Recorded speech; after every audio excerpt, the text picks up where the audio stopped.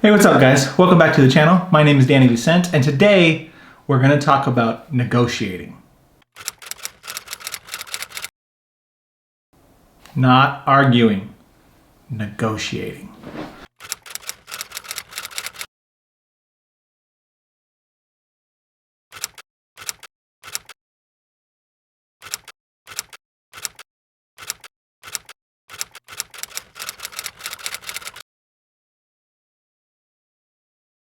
So buying a car is all about negotiation. You're negotiating the price of the vehicle you want to buy. You're negotiating the value that they're going to give you on your trade-in, assuming you have one.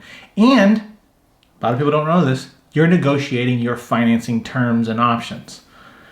Everything involved in this transaction is a negotiation. And a lot of you dread that. In fact, that's one of the most common conversations I have with people who don't like negotiating or buying cars. I happen to be probably in the minority there in that I actually enjoy that experience. So I'm going to give you some of my tips on negotiating a car, hopefully to make it a little easier for you the next time you go to buy yours. And if you watched my last video and that time happens to be right now, well, these are even more important. So to many of you, negotiating for a car can look a lot like this. Letting you go, I was just letting you know. I know the weather is cold, but you on your own. I ain't no regular Joe, you should've left me alone. I'm in the zone, I'm with a predator. The reason it looks like that is oftentimes because your negotiation strategy relies on, well, a little bit of luck.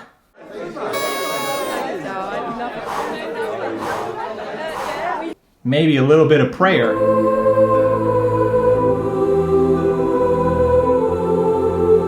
I don't know, maybe the lucky charm you carry in your pocket. Really, negotiation is pretty simple. It's, well,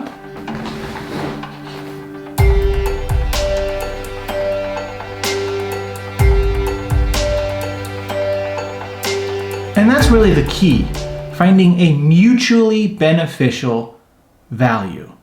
Cost for the car, value of yours, terms on your financing if you're going to go that route. Mutually beneficial. You can't go into a negotiation with the idea that you're going to steal this car. You're going to get the best deal no one's ever heard of and you're going to stick it to the dealer. And you don't want to go into a negotiation thinking, well, I'm just going to get steamrolled and this dealer is going to take my shorts. Either one of those scenarios, you're probably going to walk away pretty unhappy. And when buying a car, as I always say, a good deal is a deal that you walk away smiling.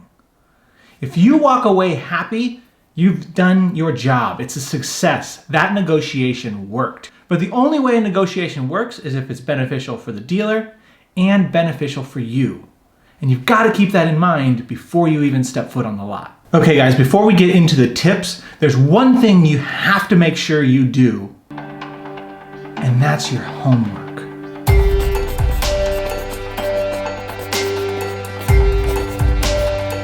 Do not go in giving them the advantage of knowing the car better than you. You want this car. It's your daily driver. Get to know it. There's a few key things I want you to learn about your car before you go onto the lot. That is invoice. Now, invoice is what your dealer paid for the car, excluding destination fees or any miscellaneous options the dealer put onto the car. Then there is list. Now, list is invoice plus destination and all the options of the car. Then there's MSRP, manufacturer's suggested retail price. We are going to pretend that number does not exist in all negotiations you do. Do not start there, do not end there, and do not engage in conversations with your dealer around MSRP. That number, for all intents and purposes, does not exist in the negotiations of your car. The moment you bring MSRP in, the moment you lost this conversation. So your job is to go out and find how much did the dealer pay for this car. A lot of people want to go to list. Well, guess what? List, yes, that's what the dealer cost, but there were few fees and few things that the dealer had to pay, and they're not going to take a loss generally when you get this car. Yes, we've all heard stories where the dealership lost money in the transaction, but they don't like to do that. And usually there's some other circumstances that come into play when that happens. So don't count on it. Remember, they have to make money. That's what makes it a mutually beneficial transaction. So your best option here is to go onto a site like TrueCar, there's a few others, and figure out what's the average price people have paid for that vehicle in your area. That'll give you kind of a median line on what you should be paying. It'll give you the lowest somebody's paid for that car and the highest somebody's paid for that car. And obviously, we're not getting anywhere near the highest. We want to get it as low as we can. You can take a look at that low end plus list and figure out what was the difference there. Now, did that person who's on the low end of that actually get the best deal, or were they simply the best deal in your area? Only you can decide that, but that's your range. The next part of your homework is to figure out what car you want. And I mean which one you want. Specific model, specific options, specific trim level, specific colors. If they have it on the lot, you want that specific inventory number. Which one of their vehicles is the one you want? On top of that, drive the car. You have to have driven the car to know it's what you want. You don't want to enter into negotiations having not driven the car. You don't want to settle on a price and then, oh, can I drive the car now? I'm not sure I want it. Bad move. Drive the car prior, do your homework, come into the negotiations.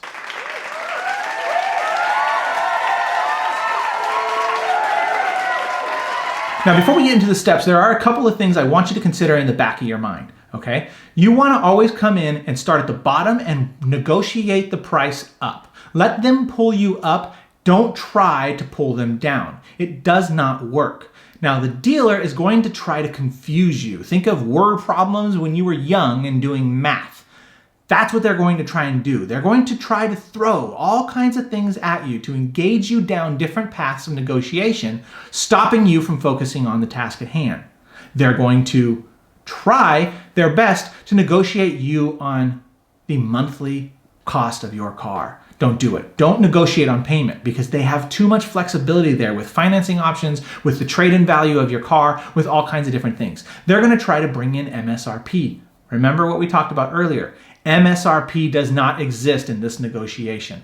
Work with them to focus on one thing and one thing only. Take the price you're going to pay for that car, then go to your trade-in, then financing.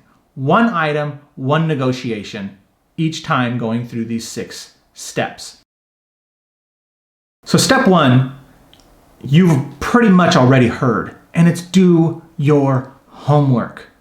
Really, this applies to every negotiation you're going to have in your entire life, not just cars. Come to the table prepared. Don't give them the advantage of knowing your car better than you. Again, drive the car, know what they've paid for it, know what you're willing to pay for it, including a profit for them, know the options if they have it on the lot, even go as far as knowing if your car is available on other dealers' lots around you. And don't be afraid to tell them you've done your homework. The more they know you're educated about your car, the less games they will play with you on the back end. And again, just to reiterate, guys, only start this process when you're ready to buy. Don't start this process and in the end say, well, now I've got to think about it. Be ready to buy and communicate that to them. On top of all your homework, let them know you're ready to take possession of this vehicle today, tomorrow, or this weekend. Give them a time frame and let them know you're ready to buy. Step 2, you're going to send them your first email with a fair value of the car, what you want to pay for it. Remember, this is your ideal scenario. This is list price plus what you've deemed as a fair profit for the dealership.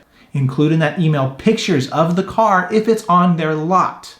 Send them those pictures with the invoice number and any information you can give them to say, this is the car I want, I'm ready to buy it, and I've done my homework. Remember, this is your ideal number.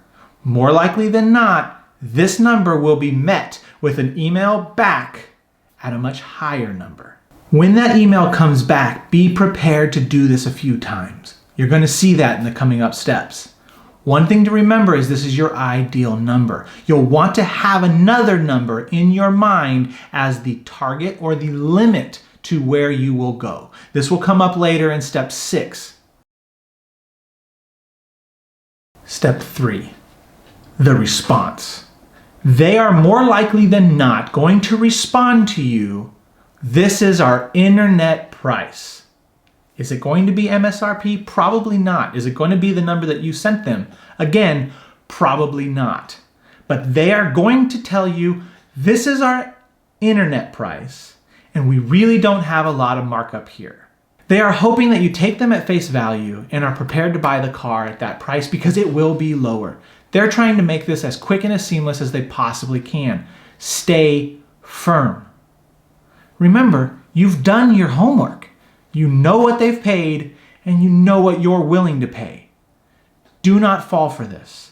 You may even receive a secondary email from another party, usually the internet sales manager, if that's not who you're negotiating with already. Their job is to come in and be the secondary voice to reaffirm to you the internet price as being the price for the vehicle. Again, don't be surprised. Stand firm. You've done your homework.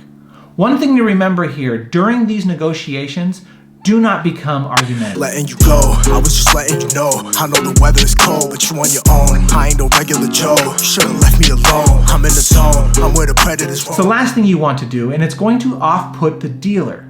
The more off-put they are, the less likely they are to negotiate with you. Remember, they actually want to sell you this car. When you respond to the email, respond to the first one you receive. Do not fall victim to the secondary email. Remind them that you have done your homework and that you have in fact padded your offer with what you feel is a reasonable profit for them. You're acknowledging to them that you know they have to make money and you know how much they've paid for that car. You're not saying to them, "I don't want you to make any money on this, I just want the car." You're acknowledging that they are a business.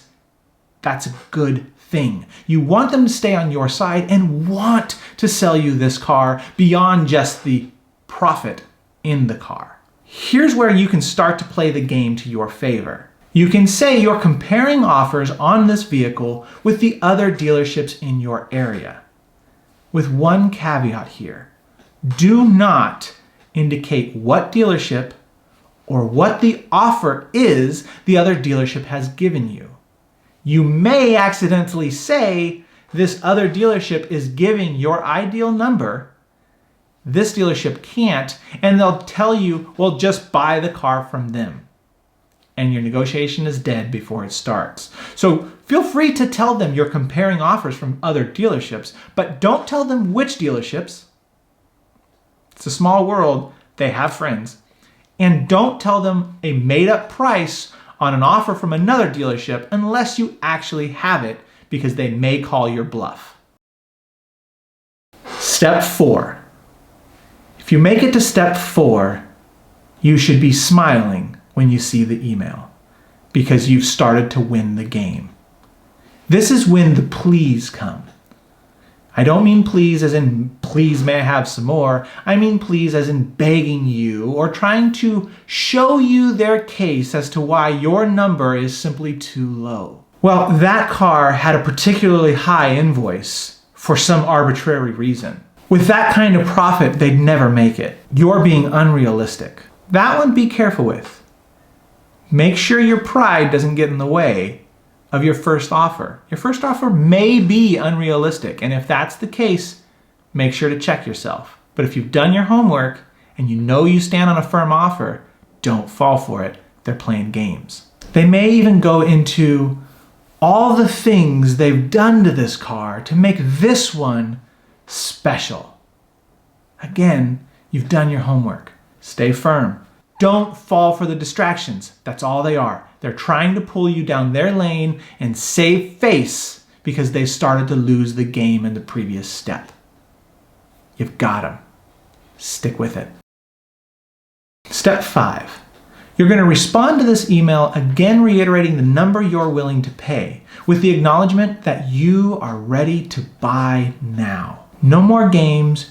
You're ready to buy. Let them know that the number they keep coming back with is not yet in your range, but you are ready to buy. Those are the key words. They are trying to figure out how serious you are. They know you've done your homework. They know you selected the car. You're not falling for any of their distractions. You now want to remind them you're ready to buy now. Step 6. Remember the number I told you about in step 1 to keep in the back of your mind? Step 6 is all about walking away. And this is really where most people get frustrated. They've spent all this time negotiating and they're not getting anywhere. Make sure you have a number in your mind, that is your threshold, where you are prepared to walk away. And there's 2 reasons for that. Reason number 1 is there may actually be something special about this car that you don't know about.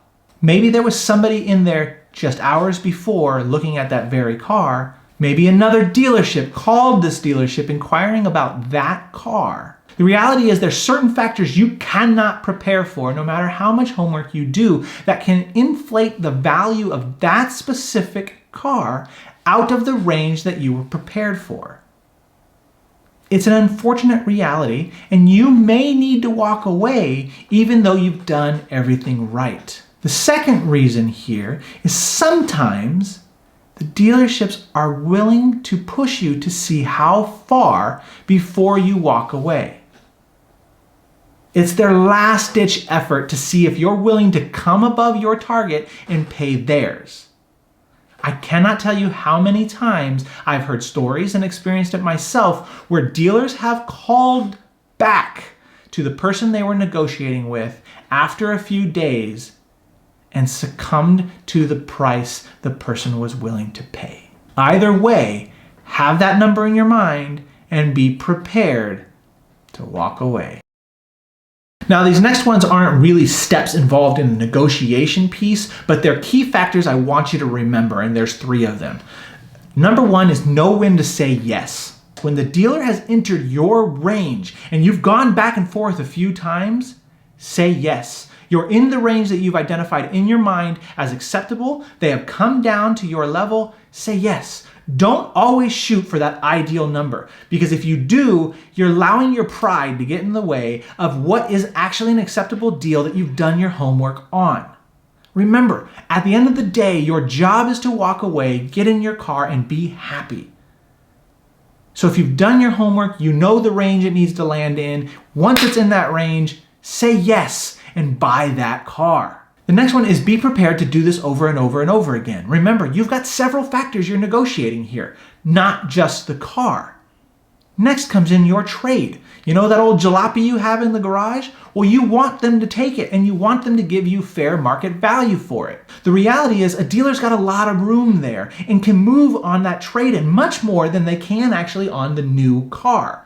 Now, a dealer does have one rule and one rule only. They make money when they buy a car, not when they sell it. The rationale behind that is if they can buy a car low enough, it does not matter what they sell it for, it's all profit. So they're going to want to give you the lowest possible number on that. You will never get what you would get if you sold it to a private party, but the dealership transaction will be so much smoother and easier. If you don't have the stomach for private party, be prepared to negotiate yet again on that trade-in. The last one, guys, is financing. And it's really no different than any other piece here. You can negotiate financing. There are thousands of banks out there. There is manufacturer financing.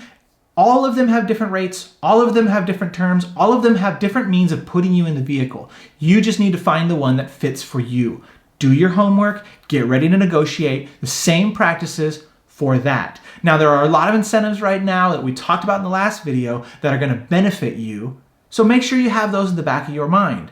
But what we're going to talk about in the next video is financing your vehicle. The do's, the don'ts, what to look for, what you should have in your back pocket, and how you should prepare yourself for that conversation. And that's it, guys. I hope you liked today's video. I hope it helps you in your next car buying experience. If you liked today's video, smash the thumbs up button. And if you're not already subscribed, do that too. And that little bell icon, click it. That way you can be notified the next time I upload a video. I'll catch you guys in the next one.